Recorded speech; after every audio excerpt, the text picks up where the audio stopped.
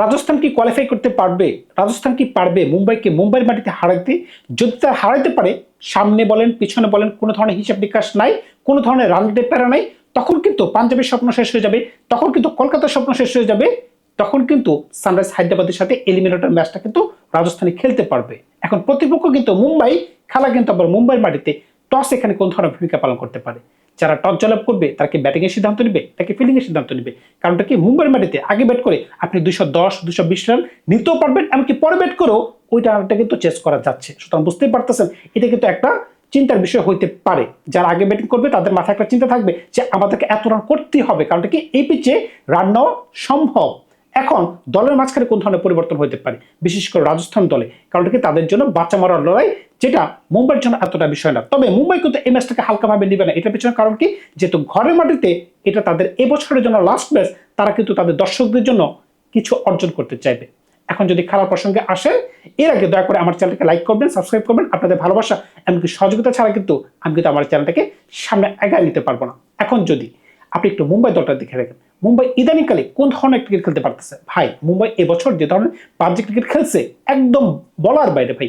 এত পরিমাণ পচা ক্রিকেট আমি লাইফে দেখি নাই মুম্বাই থেকে। আপনি খেয়াল করে দেখেন ইদানিংকালে বিগত 7 দিনের মাঝখানে তাদের উত্থান পতনটা দেখেন। কি কারণে বললাম, সর্বশেষ ম্যাচটা তারা যেহেতু কলকাতা খেলেছিল, কলকাতার বিরুদ্ধে 147 রানে মুম্বাই অল আউট হয়ে গেছে। আপনি খেয়াল করে দেখেন তিলক বর্মা শুধুমাত্র একটা ব্যাটসম্যানকে দিকে উদাহরণ দিই, তিনি 32 বলে 20 পারছেন কলকাতার সাথে। এর আগের দিন আরেকটা ম্যাচে তিনি 33 বলে 75 করতে পারছেন, 77 করতে পারছেন, ম্যান অফ দ্য ম্যাচ হয়েছে। তার একই প্লেয়ার, সেম প্লেয়ার, একদিন 32 বলে 20, আরেকদিন 33 বলে 75। পাঞ্জাবের সাথে মনে পড়ে কি, পাঞ্জাবের সাথে যখন তারা ধর্মশালা একটা ম্যাচ খেলেছিল, মুম্বাই ওই ম্যাচটাতে কিন্তু 19 ওভারে তারা 205 রান করতে পেরেছিল। 200 রানের টার্গেট ছিল, 201 রান টার্গেট ছিল, তারা 205 করতে পারছে। ভাই এই দলটাকে কিন্তু আপনি হালকাভাবে নিতে পারতেছেন না। সেম প্লেয়ার একদিন ভালো খেলবে, একদিন খারাপ খেলবে।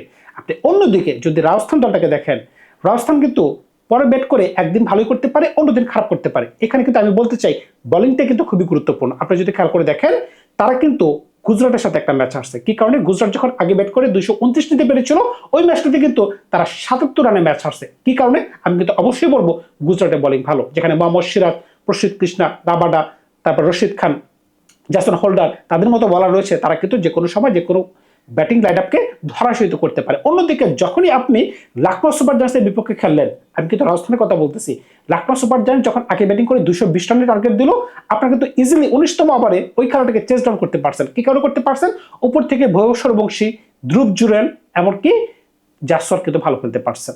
এটাই কিন্তু তাদের শক্তি। আপনি যদি রাজস্থান টিমটাকে দেখেন, উপর থেকে যেদিনই জাসওয়াল, ভুবনেশ্বর বংশী, ধ্রুব জুরেল তারা একটু ভালো করতে পারে, তখন কিন্তু ওই দলটা জ্বলে ওঠে। এমনকি নিচের দিকে যদি আপনি বোলিং এর কথা বলেন, এবছর টুর্নামেন্টের শুরুতে যেভাবে জফরা আর্চার ভালো বোলিং করতে পারতেন, কিন্তু তিনি যেন কোথায় হারাই গেছেন। আপনি খেয়াল করে দেখেন না, শুরুর দিকে তিনি বুক বরাবর বল দিতেন, নাকে মুখে ভল লাগতো, এমনকি প্রত্যেকটা দিনই যেন মনে হচ্ছিল প্রথম ওভারে তিনি উইকেট ফেলাতে পারবেন। এমনকি প্রথম বলে তিনি 2টি উইকেট ফেলাইছেন।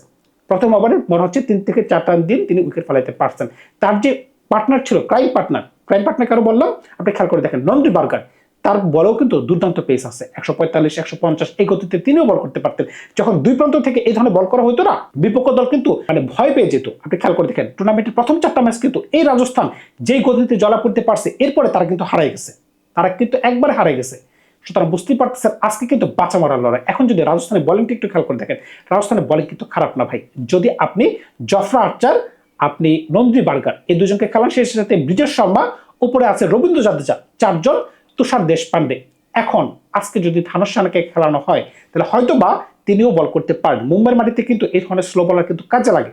এখন শেরমন হেটমার খেলবে নাকি ধানুষ রানাকে খেলবে, এটা কিন্তু আজকের একটা বড় প্রশ্ন। আপনি যদি এই দলটাকে সাজানোর চেষ্টা করেন, তাহলে কিন্তু এত ধরনের কোনো পরিবর্তন কিন্তু নাই, দলের মাঝখানে পরিবর্তন নাই। কেন, আপনি যদি একটা স্যাটেল টিম দেখেন যেটা ভালো করতেছে, তারা কিন্তু এত ধরনের পরিবর্তনে বিশ্বাসী না।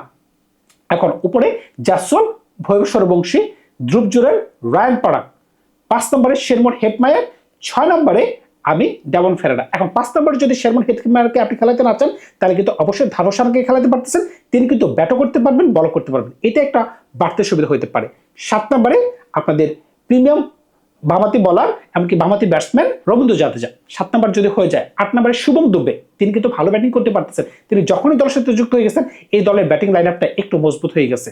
9, 10, 11 Jofra Archer, Nandi burger, Brijesh Sharma. এখন ইম্প্যাক্ট সাব যেহেতু খেলার সুযোগ আছে, এখানে কিন্তু আপনি ইচ্ছে করলে আপনি খেলাতে পারতেছেন তুষার দেশপান্ডে, আপনি খেলাতে পারতেছেন ইয়াশ রাজ, এমনকি খেলাতে পারতেছেন সন্দীপ শর্মা। এখন অবস্থা বুঝে আপনাকে ব্যবস্থা নিতে হবে, তবে অবশ্যই কিন্তু উপর থেকে তাড়াহুড়া করা যাবে না। যদি কোনো কারণে ভুবনেশ্বর সূর্যবংশী আজকে মুম্বাইয়ের একটা ভালো পিচে একটা ভালো স্টার্ট আইনা দিতে পারে, তখন কিন্তু অবশ্যই কিন্তু রাজস্থানের পাল্লা ভারী থাকবে। সুতরাং বুঝতেই পারতেছেন এখন তাদের কিন্তু একটু সমস্যা আছে। সমস্যাটা কি? মিডল ফেজে আপনি যত কথাই বলেন না কেন, শেরমন হেডপারের কথা বলেন, আপনি রান পারাকের কথা বলেন, আপনি ডেভন ফেরারার কথা বলেন, ডেভন ফেরারা এমন কিছু ইনিংস আছে তিনি 17 বলে 47 করতে পারছেন, কিন্তু প্রত্যেকদিন তিনি জ্বলে উঠতে পারেন না। এমনও তিনি যায় তিনি প্রথম বলে 4 করে আউট হয়ে যান, প্রথম বলে তিনি ডাক করে আউট হয়ে যাচ্ছেন। তার মানে কি ধারাবাহিকতার যে একটা বিষয়, এটা কিন্তু তার মাঝে মিসিং আছে। অন্যদিকে আপনি মুম্বাইকে নিয়ে কি বলবেন? কাগজে কলমে এখনো কিন্তু মুম্বাই দলটা সবচেয়ে শক্তিশালী দল, সবচেয়ে শক্তিশালী দল, কিন্তু তারা মাঠে পারফরমেন্স দিতে পারতেছে। যদি দিতেই পারতো তাহলে কি তারা কলকাতার সাথে 100 রানের মাঝখানে অল আউটে যাওয়ার একটা সংখ্যা তৈরি করতে পারতো? যদিও তারা শেষ পর্যন্ত 147 করতে পারছে, কিন্তু ওই ধরনের কোনো ধরনের ছন্দ ছিল না। আপনি খেয়াল করে দেখেন পূর্ণ শক্তির দল নিয়ে কিন্তু তারা ওই দিন নামছে। কারণটা কি? ওই দিন রোহিত শর্মা খেলেছিল, সূর্যকুমার যাদব খেলেছিল, তিলক বর্মা খেলেছিল, এমনকি দলের ক্যাপ্টেন হার্দিক পান্ডিয়া পর্যন্ত খেলেছিল। এরপরে যদি দলের রান যদি 147 যায়, হার্দিক পান্ডিয়া পারফরমেন্স দেখেন, হার্দিক পান্ডিয়া 27 বলে 26 করতে পারছেন, এটা কিভাবে সম্ভব? আপনি রোহিত শর্মার পারফরমেন্স দেখেন, 15 বলে 14 করতে পারছেন, নাকি 14 বলে 15 করতে পারছেন। এটা কিন্তু দলের জন্য একটা বার্ডেন হয়ে যাচ্ছে। তিলক বর্মা, আমি তো বলেছিলাম তিলক বর্মা এর আগের ম্যাচে যেখানে 33 বলে আপনি 77 করতে পারছেন, এরপর দিন এমন কি পরিবর্তন চলে আসলো আপনার মাঝখানে, আপনি 32 বলে 20 করতে পারছেন। এসবের কারণে কিন্তু একবার হাইস একবার লোস, এই কারণে কিন্তু মুম্বাই দলটা এবার ভালো করতে পারে না। এখন যদি মুম্বাই দলটাকে একটু সাজানোর চেষ্টা করেন, তেমন পরিবর্তন এই দলে সম্ভব না। যেহেতু এটা লাস্ট ম্যাচ, আমি আশা করতেছি বড় বড় সব হস্তিগুলোই আজকে ম্যাচে খেলবে। এক নম্বরে আপনি যদি খেয়াল করে দেখেন রোহিত শর্মা আজকে কেন জানি মনে হচ্ছে দিককে তারা সুযোগ দিলেও দিতে পারে, কারণ কি রায়ান লিটলকে পর্যাপ্ত সুযোগ দেওয়া হয়েছে, তিনি কিন্তু ওই ধরনের ব্যাটিং কিন্তু করতে পারেন। যদিও রোহিত শর্মার সাথে তার দুইটা বড় পার্টনারশিপ হয়েছে এই বছর, 143 রানের একটা, 148 রানের একটা। তবে আজকে কেন জানি আমার মন বলতেছে দিকক আজকের ম্যাচটা খেলবে। রোহিত শর্মার দিকক 3 নম্বরে নমনদীপ, 4 নম্বরে সূর্যকুমার যাদব, 5 নম্বরে তিলক বর্মা, 6 নম্বরে হার্দিক পান্ডিয়া।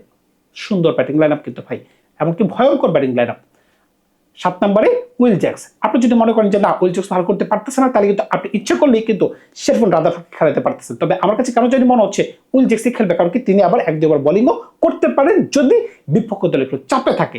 8, 9, 10, 11 করবিন বস তিনি ব্যাটাতে এমনকি বলাতে দক্ষ। আমি কিন্তু গত ম্যাচে আগেও বলেছিলাম, এমনকি গত ম্যাচে কিন্তু তিনি প্রমাণ করে দিয়েছেন যে তিনি ব্যাট করে রান করতে পারেন। তিনি যদি কলকাতার পিচে রান করতে পারেন, তাহলে অবশ্যই মুম্বাইয়ের ভালো পিচে রান করতে পারবেন। 9, 10, 11 জাসপ্রীত বুমরা, ট্রেন্ট বোল্টকে কি তারা খেলাবে কিনা সেটা কিন্তু বলা যাচ্ছে না। যদি কোনো কারণে ট্রেন্ট বোল্টকে না খেলানো হয়, তখন কিন্তু তারা আল্লাহ জাফরের সাথে যাবে। সুতরাং বুঝতেই পারতেছেন স্পিন ডিপার্টমেন্টটা তখন একটু ভারী হয়ে যাবে। দীপক চার কিন্তু খেলবে। হ্যাঁ, ব্যাটিং অর্ডারে একটু পরিবর্তন হতে পারে, কারণ দীপক চার অবশ্যই 11 নম্বরে নামেন না, তিনি কিন্তু উপরেই ব্যাটিং করে থাকেন। যেহেতু ইম্প্যাক্ট সাব খেলার সুযোগ রয়েছে, তার কিন্তু গোল্ডেন আর বলার তারা কিন্তু অবশ্যই কিন্তু শার্দুল ঠাকুরকে নিতে পারে। আবার যদি মনে করে যে না রঘু শর্মাকে আমরা খেলাবো, স্পিনের শক্তি আরো বাড়াবো, যদি ট্রেন্ট বোল্ট খেলে তাহলে হয়তো বা রঘু শর্মা, আর যদি আল্লাহ জাফর খেলে তখন হয়তো বা শার্দুল ঠাকুরকে আমরা ইম্প্যাক্ট সাব হিসেবে দেখতে পারি। আর যদি মনে করে যে না আমরা রাজভাওকে খেলাবো, এটাও কিন্তু তাদের কাছে অপশন হতে পারে। এখন টস কিন্তু খুবই গুরুত্বপূর্ণ ভূমিকা, এটা কিন্তু আপনাকে মাথায় রাখতে হবে। কারণটা কি প্রেসারের ম্যাচ, বিশেষ করে রাজস্থানের জন্য প্রেসারের ম্যাচ, তাদেরকে জয়লাভ করতে হবে। এখন ম্যাচ আপ কিন্তু হবে কোন জায়গায় জানেন? যদি Jofra Archer, Nandi burger, Brijesh Sharma তারা যদি ভালো বল করতে পারে, এমনকি উপর থেকে মুম্বাইতে যদি 3 থেকে 4 উইকেট ফেলাই দিতে পারে, কারণ কি মুম্বাইয়ের ব্যাটিং কিন্তু এখন শেখে অবস্থায় রয়েছে, ওই ধরনের ভালো ছন্দে নাই যেটা সানরাইজ হায়দ্রাবাদে আপনি বলতে পারতেছেন। অভিষেক শর্মা, ট্রাভিস হেড বলেন, আপনি ঈশান কিষান বলেন, হেনরি ক্লাসেন বলেন, তারা যে কেউ না কেউ প্রত্যেকদিন খেলতে পারতেছে, এমনকি সবার রান কিন্তু মোটামুটি 500-এর উপরে। সুতরাং বুঝতেই পারতেছেন এখানে কিন্তু মুম্বাই দলটা পিছনে পড়ে আছে। আপনি হয়তো বড় বড় নাম দেখতেছেন, রোহিত শর্মা আছে, ডিকক আছে, নামুদ্দিন আছে, সূর্যকুমার যাদব আছে, তিলক বর্মা আছে, কিন্তু তাদের মাঝখানে কিন্তু ফর্ম নাই, ওই ধরনের ছন্দ নাই। এই কারণে যদি কোনো কারণে Jofra Archer, Brijesh Sharma, Nandi burger তারা যদি উপর থেকে উইকেট ফেলা দিতে পারে, এমনকি যখন তারা ব্যাটিং করবে, রাজস্থান যখন ব্যাটিং করবে, আর যদি উপর থেকে ভুবনেশ্বর সূর্যবংশী, ধ্রুব জুরেল, জয়সওয়াল তারা যদি একটু ভালো স্টার্ট আনতে পারে, এমনকি নিচের দিকে ডেভন ফেরারা, রবীন্দ্র জাদেজা তারা যদি একটু ভালো ফিনিশিং করতে পারে, তাহলে হয়তোবা আজকের ম্যাচটাতে রাজস্থানের জয় নিশ্চিত হতে পারে। কারণ কি মুম্বাই কিন্তু ইদানিংকালে ভালো খেলতেছে না, কিন্তু মুম্বাইকে নিয়ে আপনি কখনোই ভবিষ্যৎবাণী করতে পারবেন না। কারণটা কি মুম্বাইয়ের বাড়িতে খেলা, যদি একটা ব্যাটসম্যান আজকে ভালো খেলতে পারে তখনই কিন্তু খেলা শেষ। সুতরাং বুঝতেই পারতেছেন অগ্রিম কিছু বলতে পারবেন না। তবে কেন যেন মন বলতেছে মুম্বাই এই জয়টাকে ছিনায় নিয়ে আসবে, এমনকি রাজস্থানের জন্য কান্না আজকে অপেক্ষা করতেছে। কেন জানি মন বলতেছে, কিন্তু আমার মনের কথা যে সত্যি হবে সেটা কিন্তু কোনো গ্যারান্টি নেই। সুতরাং বুঝতেই পারতেছে রাজস্থান জয় পেলে জয় পাইতেও পারে, তবে মুম্বাইয়ের জয় পাওয়ার একটা সম্ভাবনা রয়েছে যদি এটা লাস্ট ম্যাচ হয়। যদি কি, এটা তো অবশ্যই লাস্ট ম্যাচ। এই কারণে কেন যেন মনে বলতেছে যে আজকে তারা একটু ভালো কিছু খেলা উপহার দিবে। ধন্যবাদ সবাইকে, ভালো থাকবে আপনারা। নতুন কোনো গল্প নিয়ে খুব শীঘ্র হাজির হবো আপনাদের সাথে।